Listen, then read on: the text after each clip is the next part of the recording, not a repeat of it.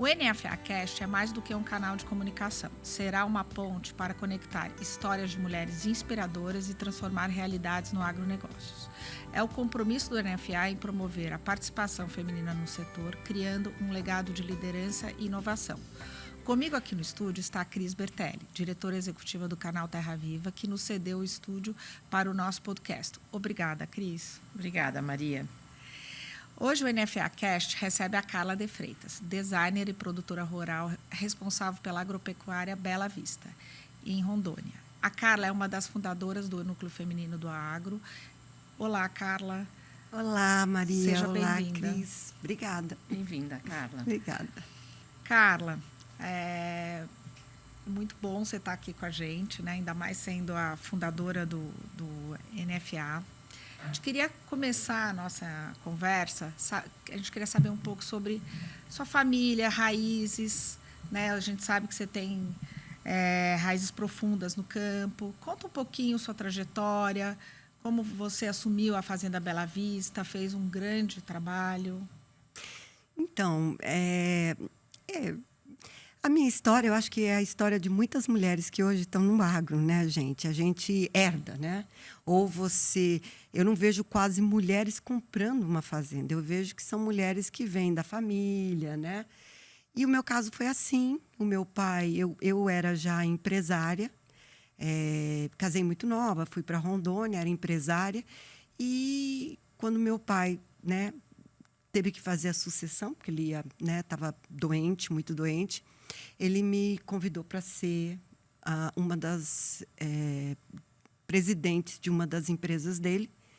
E isso aconteceu em 79. Mas muito tempo.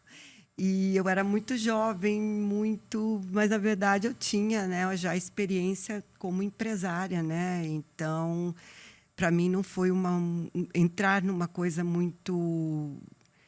Né, foi muito gratificante ter conhecido o agro. E eu sei que a minha história foi muito complicado, porque na época eram muito poucas as mulheres que trabalhavam, né, Cris Bertelli? A gente ficava ali num cantinho dentro dos lugares, né? A gente ia em exposições e ficava naqueles cantinhos, porque não existiam muitas mulheres. Quando eu comecei, o desafio para mim foi principalmente esse de quebrar essa coisa de estar sozinha. E eu não conhecia nada, sabe, Maria? Foi muito complicado. E o que eu fiz quando meu pai chegou para mim e falou: você vai assumir a Bela Vista. E eu acabei assumindo a Bela Vista. O que eu fiz? Eu procurei ajuda. Então, eu comecei a frequentar exposições, seminários, fui para a universidade em Belo Horizonte fazer cursos e comecei a conversar com pessoas e entender o que era o agronegócio.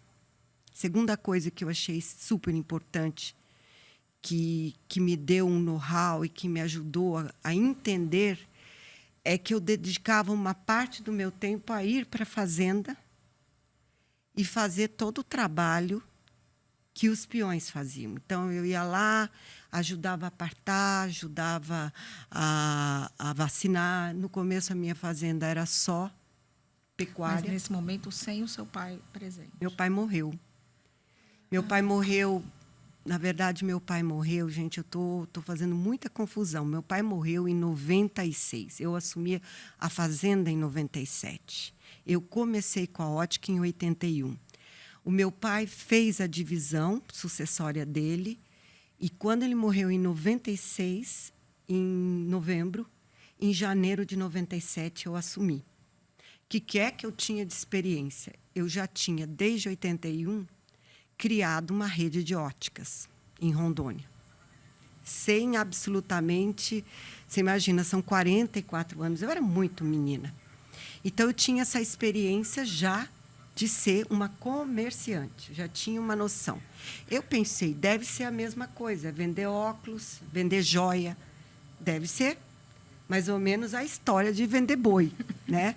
Então, o começo foi esse. Eu tive a ajuda de pessoas incríveis, principalmente a minha mãe, porque meu pai morreu. E ela já tinha a fazenda dela e ela que me ajudou muito. Então, no começo foi essa dificuldade. Eu tinha os meus filhos pequenos, né? Eram pequenininhos, tinha um marido e tudo. E eu falei, não, vou encarar ir na fazenda e começar a participar do dia a dia de cada setor. Na fazenda, naquela época, era só gado, mas a gente tinha um gado que a gente começou a fazer inseminação artificial, que, na época, ninguém lá em Rondônia fazia, eram poucos fazendeiros. Então, eu já herdei essa tecnologia do meu pai. Que ótimo. Então, foi assim. Legal. Parabéns. É muito legal. E, Carla, bom, você começou no varejo. Conta um pouquinho para a gente da sua história hoje sua rede de óticas e das novidades que estão por vir aí pela frente. Você já falou um pouco que, né, essa sua experiência, apesar de muito jovem, como empresária, te ajudou também, né, a fazer a gestão da fazenda, né? E depois você faz um paralelo de qual a diferença de vender óculos e vender boi. Porque, assim, deve ter muitas semelhanças, mas a gente sabe que é bem diferente. É bem diferente. Né? A ótica foi isso. Eu acabei casando com um oftalmologista. E eu tinha 19 anos. E aí meu pai falou, minha filha, futuro é aqui em Rondônia. Imagina, Rondônia era uma vila. O estado de Rondônia se formou em 81. E eu mudei para lá em 81, abri a ótica em 81. E, então, se ele era oftalmologista, precisava de uma ótica. Eu não tinha noção. Eu tinha 19, 20 anos. Eu tinha 20 anos, recém-feito 20 anos. Daí eu falei, vou montar uma ótica. E essa ótica foi, para mim, uma experiência realmente de vida. Porque, sabe, quando você começa do zero, sem entender nada. Eu tinha acabado de entrar na faculdade. Fui para Rondônia, uma vila que se transformou numa cidade, que até meia-noite tinha luz, depois. E começar um negócio que eu não tinha ideia. E aí, a ótica foi uma coisa assim tão extraordinária, porque daí eu fui me envolvendo com o comércio, e eu adoro o comércio. Eu descobri que eu adoro estar com pessoas, conversar com pessoas, vender, negociar. É uma coisa que aí, dessa ótica, eu acabei fazendo um curso de qualidade total no Sebrae, levei meus funcionários. A ótica que começou com uma ótica pequenininha, eu acabei transformando, construindo ela. Daí eu fui e comecei a vender joias, comecei a vender presentes. E nesse momento que eu estava assim, vou crescer no estado todo, porque foi o primeiro laboratório do estado de Rondônia, um dos primeiros. Laboratório é uma fábrica. E até hoje, a pessoa que é responsável por esse laboratório, 44 anos, continua comigo. Já foi, já voltou, casou, já teve netos, enfim. E aí, quando eu estava nessa loucura toda, foi o que aconteceu com meu pai, que ele morreu. E eu tive que assumir a fazenda, mas, assim, foi uma situação que tinha horas que eu dizia, eu não vou dar conta, porque é muito diferente. Você é outro público, é outro cliente, que a gente sempre diz que o cliente é interno e externo, né? Uhum. Na ótica, a gente tinha as pessoas da cidade que entravam, um comprador tinha os funcionários, mas era dentro de uma cidade. Na fazenda, era um mundo, para mim, completamente diferente, porque eu ia para a fazenda com meus filhinhos, cozinhar, andava à fazenda, não tinha conhecimento. Enfim, eu acabei assumindo a ótica, deixando a fazenda, deixando a ótica um pouquinho de lado. E, em 2010, um dos meus filhos, que é o Guilherme, veio trabalhar comigo, né? E, nesse meio tempo, eu acabei, inclusive, né, que nós criamos, né, Cris? Olha que coisa legal. Aqui está eu e a Cris Bertelli, que fomos as criadoras do Núcleo Feminino. Sim. Exatamente na Rural Brasileira, numa conversa. Eu acho que era na Rural, né, Cris? Eu acho que as nossas conversas começaram lá na FEICORT, né? Talvez. Aí, depois que a gente foi estruturando, mas eu lembro que a gente era minoria, né? E a gente ia se encontrando nas feiras. Se encontrando. Né? E a Cris, na época, era a gerente geral da FEICORT. Era também uma coisa muito... Eu, produtora rural, né, super jovem, a Cris era... E aí a gente um dia falando, puxa, que dificuldade, né, Cris? A gente ir para locais, para seminários, para encontros, para congressos. E quando a gente fala sobre pecuária, as pessoas olham e devem imaginar, nossa, uma mulher... E a gente pensou, e por que não criar um grupo? E foi a primeira associação, né, Cris? Primeira associação, tivemos o Vila. Eu acho que não só foi a primeira associação, como foi o primeiro grupo de mulheres que se juntaram para falar sobre pecuária. De maneira organizada, né? Aí depois a gente evoluiu para uma associação, claro, com estatuto, mas assim, né, na época que a gente começou a se encontrar, entendeu? Eu acho que tinham grupos de cooperativas. Que as mulheres se juntavam para dar um suporte para o marido. Agora, mulher se juntar para falar do seu negócio... Não, a responsável, né? Aquela que assina o cheque, não tinha. Então, eu acho assim, isso foi uma coisa também, né, essa convivência com essas mulheres dentro do núcleo, essa troca que a gente tem, porque o núcleo, além da troca que a gente tem do que a Maria está fazendo, o que a Cristina, a Carla e todas, a gente tem convidados, que são pessoas que vêm especificamente falar, né, sobre qual é o que está acontecendo naquele momento, né? Então, eu acho que o núcleo abriu a minha cabeça, me deu um suporte muito grande para que eu fizesse uma revolução enorme na minha fazenda, né, Maria? Porque até 2010 a minha fazenda era apenas pecuária. Eu fazia um pouco eu tinha um gado de corte, tinha um pouco de gado elite. Então, eu comecei a participar de algumas feiras lá em Rondônia, colocava os animais. A agricultura, naquele momento, não era... Nem pensar, mas nem o Estado tinha. Começou ali alguns vizinhos meus a fazer.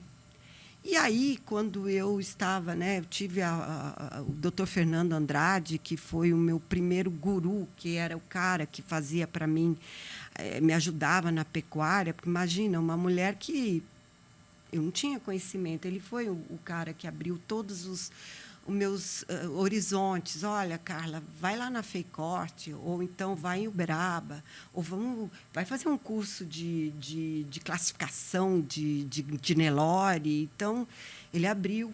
E as associações que a gente participava, né, a Rural Brasileira. Em 2008, eu também fui a primeira, assim, uma das primeiras mulheres a fazer parte do COSAG, né, que é lá da Fiesp, né, do Centro do Agronegócio da Fiesp. Fui uma das primeiras e depois acabei chamando um grupo grande de mulheres. Levou todas nós, né, acho que hoje estamos lá. Ela conseguiu convencer. Quase que na maioria. Ela conseguiu convencer o Jacir, que é o presidente, que precisava ter mulheres. Aí ele falou para ela, então escolha, Carla. Aí ela foi lá e aí ela vai indicando. Mas, Cris, quem começou foi o Roberto Rodrigues. Então, eu tive, além do Dr. Fernando Andrade, eu tive o Roberto Rodrigues, que foi sempre uma pessoa que... Nosso mentor aqui também do NFA, né? Você imagina. E eu, em 2010, numa palestra, encontrei Antônio Schacker, que era do Terra. Sim. E sabe quando você está numa busca de excelência? Porque esses dias, gente, eu estava escutando um empresário muito grande e o camarada falou uma coisa que eu não tinha nunca percebido. Ele disse, o que a gente tem que fazer na vida é sempre com excelência. Você sempre tem que fazer o melhor, com pessoas melhores. E, naquele momento, eu estava numa busca da excelência da Agropecuária Bela Vista, porque eu achava que ela tinha terras maravilhosas, chovia pra caramba, 2.000 milímetros, a gente tem sol, a gente tem uma terra igual do Paraná, e cadê o lucro? E aí, quando eu dou de cara com o Schacker, ele disse, ué, por que você não chama a terra e a gente faz um diagnóstico para você? E te mostra. Eu tinha muitos dados da fazenda, entendeu, Maria? Que Mas não era comum, né, Carla? Não, não era. Ninguém tinha essa preocupação. Né? Não, tem produtor até hoje que não sabe quantas cabeças de gado tem dentro da sua fazenda. Eu tenho meu gado todo controlado por bottom, né? Porque você tem que entrar nessa tecnologia. Aí o Schacker falou, ok, me mostrou, falou, olha, você tem 5% da tua terra que você não pode fazer, não pode fazer agricultura, porque é mais quebrada. O resto, minha querida, você quer dobrar teu faturamento, que é o que você me impôs esse desafio? Pois bem, então comece a fazer a integração lavoura-pecuária. E o Roberto Rodrigues, né, que era meu marido, ele falava já na integração lavoura-pecuária, que foi uma coisa que a Embrapa, né, começou incentivava a falar. E muita gente falava, não, isso não dá certo. É caro. Imagina, né? outra coisa. Pecuarista vai sair da pecuária e vai entrar para a agricultura. Vocês estão loucos? Ele falou para mim assim, o Antônio, olha, Carla, eu sei que você é muito aplicada, tá? Mas um conselho que eu te dou é que você traga primeiro arrendatários. Pega uma área pequena, eu dispus uma área pequena, e você começa com arrendatário.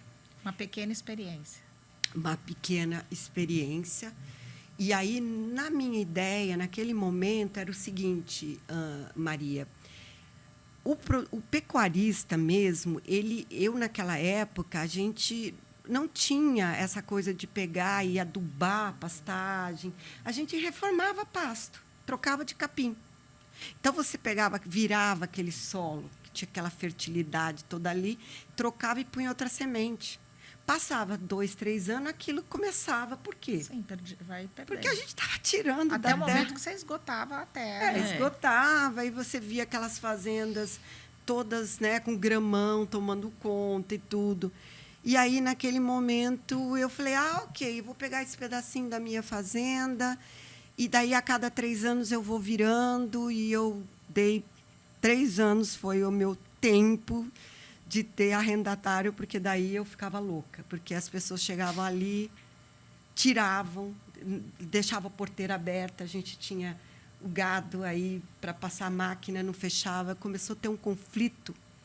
E aí foi que o Guilherme, meu filho, que era zootecnista, porque daí o que aconteceu? Eu tive 3 filhos homens, 2 quiseram ser médicos, oftalmologistas igual o pai. E o Guilherme quis ser zootecnista. Aí eu chamei, Guilherme, vem para cá. E ele se apaixonou perdidamente pela agricultura. Zootecnista, meu colega. E eu acompanhei o Gui na faculdade, lá na FASU, em Uberaba. E o desenvolvimento dele como pessoa e como... E daí o Guilherme veio trabalhar comigo, e eu fiquei assim, está na hora de eu começar uma sucessão, porque meu pai, né, fez uma sucessão. Aí eu disse, é hora de eu começar uma sucessão. Então, até aí, vocês viram como é que foi, né? Tem uma outra coisa que a gente queria falar. Né? Você foi uma das primeiras a aderir ao programa de qualidade da carne Nelore Natural. E eu tive o privilégio de estar com você na Nelore Fest quando você foi receber o seu prêmio. Né? A gente estava sentado na mesma mesa. E você foi pioneira, não só como mulher, mas no próprio programa. Né? Conta um pouco. Essa foi uma história que... Você sabe, Cris, que esses dias eu fui no Google e dei um Google, meu nome não aparece. Eu fiquei extremamente chateada. Porque, na época, o Carlos Viacava era presidente da Nelore. E ele chamou mais ou menos 90 produtores rurais do Brasil para uma reunião. Nessa reunião, ele falou sobre a ideia dele de criar um selo de qualidade exatamente para que o produtor rural pudesse ter a valorização da carne. Então, ele ficou lá falando a importância disso, chamou o Felício, era... Professor Pedro de Felício. Pedro de Felício, para falar como que a gente... Porque você teria que mudar até a forma de criar. Você teria que ter os animais mais precoces, que fosse de raça Nelore. Teria algumas coisas que você teria que mexer no manejo da fazenda para você criar tudo isso. Para ter o selo. Para ter o selo. Só que o Viacava explicou para todo mundo, e aí ele falou, o que vocês acham? Aí eu levantei a mão, fui a única. Você imagina, eu acho que tinha 6 mulheres. Aí eu disse, eu gostaria de participar e ofereço a minha fazenda. Em 11 dias, nós fizemos o primeiro dia de campo no estado de Rondônia, na minha fazenda. E foi avaliado o primeiro lote do Nelore natural no estado de Rondônia. Não existia. Como eu tinha já feito um trabalho com seleção de gado, então eu pegava o que eu fazia, os tourinhos, e daí eu fazia uma seleção muito legal com o doutor Fernando, eu tinha um gado muito jovem e o gado estava muito bonito. Então, em 11 dias, nós tivemos 500 pessoas na fazenda e mostramos para o Brasil o que seria isso. Então, o primeiro abate foi em Rondônia. Rondônia teve. Aí eu fui lá, convenci vizinhos, amigos e tudo. Gente, vamos aderir. É uma chance que a gente tem de poder ter um diferencial nessa carne. E por 2 anos nós fornecemos toda a carne. E nesse meio tempo o estado de Rondônia fechou, porque tivemos o problema da aftosa. E acabou que esse problema, nós tivemos problema com a venda e uma série de coisas. E eu sei que depois esse programa passou para outros estados.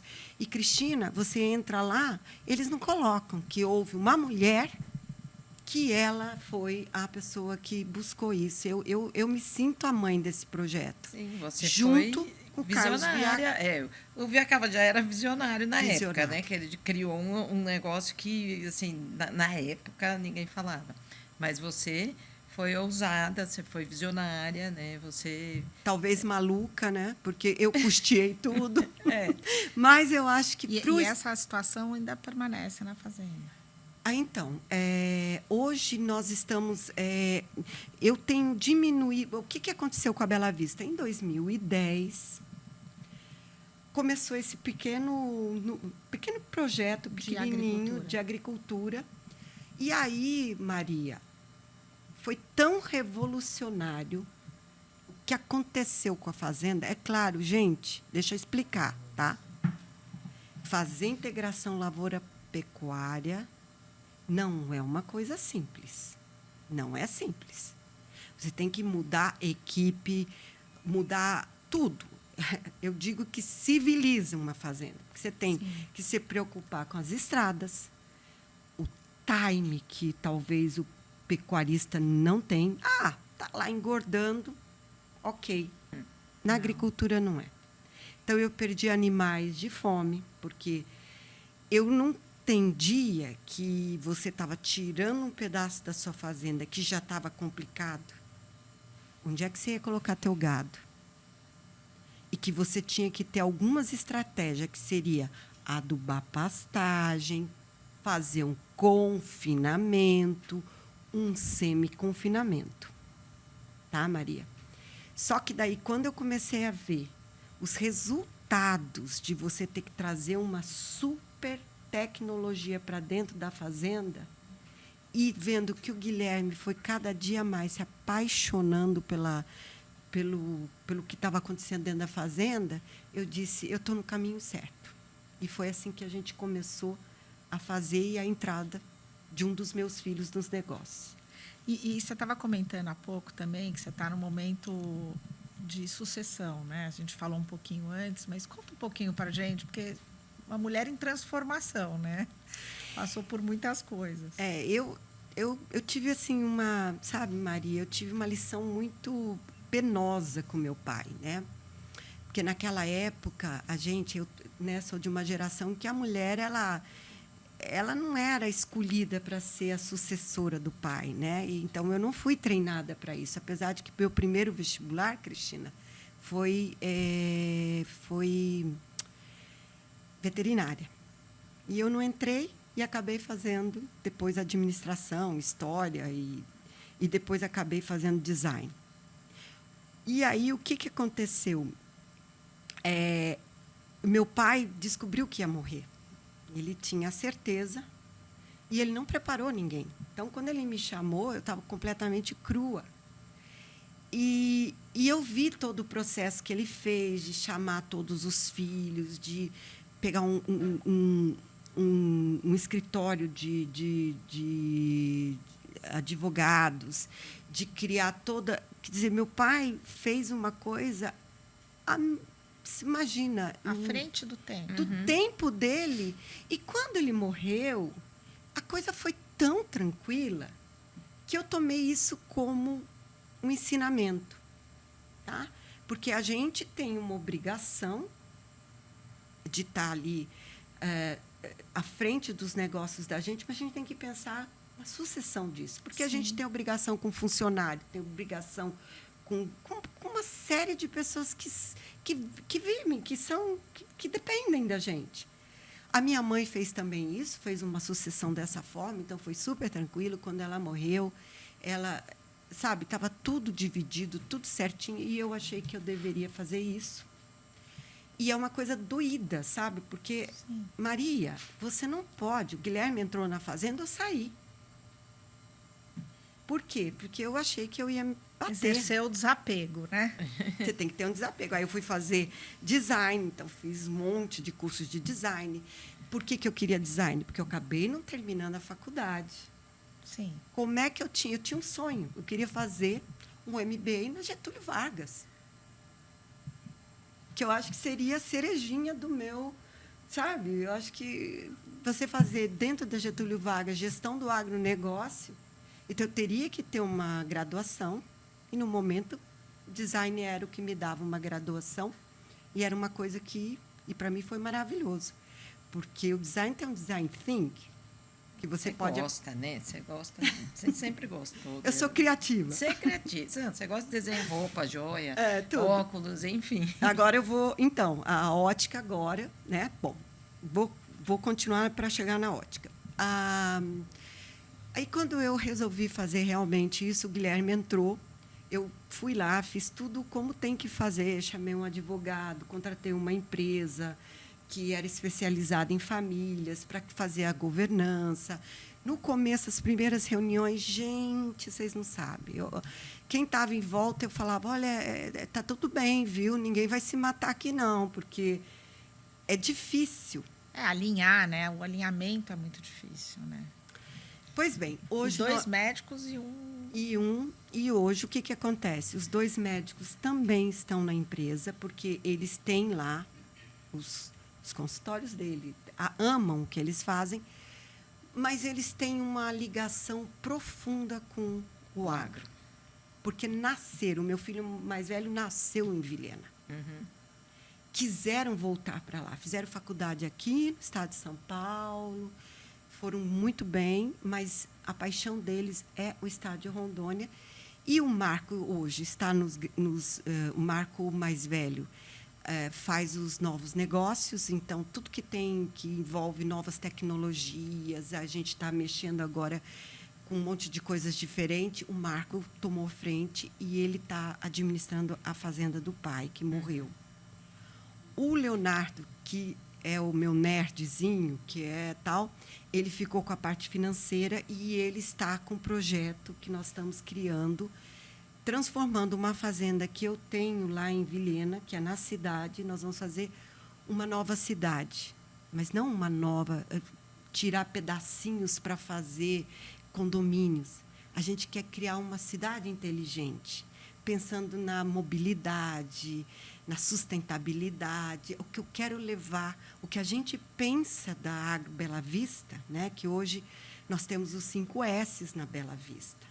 Está aí uma coisa que eu trago para os funcionários, o bem-estar deles, a organização, o cuidado que a gente tem com o animal, com as pessoas que trabalham, com a terra.